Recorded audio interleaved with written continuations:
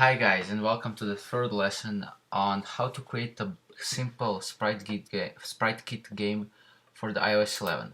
Today what we are going to do is put the downloaded image file, the background, into our game. So first what you want to do is delete almost everything from the game scene.swift. So what you want to be left with is just the didMove function and the update function. This is all we need. And that's all. You can also go to actions and delete this pulse. We don't need any of this. Just delete that. And also to the game scene, we don't need a label. What we want to do is go to the game scene, and we're going to create a background node, which is going to be of a type SKSpriteNode.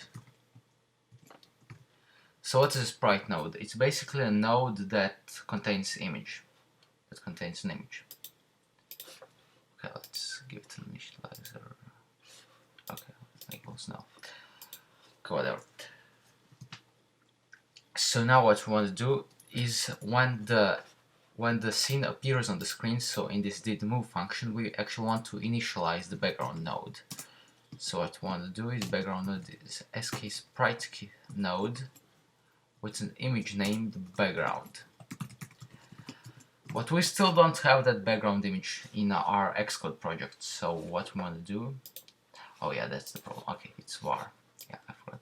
Let is a constant and var is a variable, so you can change it.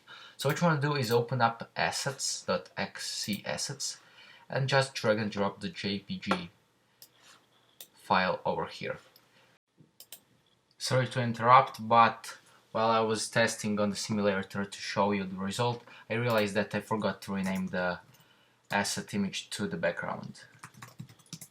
Okay, that's a bit. Let's get back to the video. You can also go to the Adobe Illustrator and extract individual layers, but we're not going to do that now. It's simple enough to do this. If we look at this and compare it to the size of the actual iPhone screen, we see that this is wider than the iPhone screen. So what we want to do is fit it that way that it fills the whole height and it overflows on the width. So what we want to do is first check, so it's 1:1 aspect ratio, as you can see here. So what we want to do is set its size to see size. Both width and height are going to be the size.height and size.height, because when we put it that way, it's going to fill the whole image, because the height is going to match and the width is going to be the same as the height, which is okay, but it's not going to stretch the image because it's 1:1 aspect ratio, but it's going to overflow on the sides. And because the anchor points are by default set on the middle, when we just do add child background node, it's going to stay in the middle.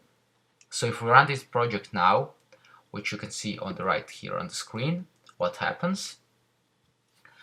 It's basically just in the middle of the screen, and it's what we want. So that would be it from this tutorial. In the next one, we are going to do some more advanced things, like putting some labels and titles, so the title of the game, and do a tutorial of the game. You're going to see, it's going to be very fun. And if you enjoyed this video, please leave a like and subscribe to this channel and click the little notification bell icon so you'll get notifications for new videos. Thank you, and I'll see you in the next one.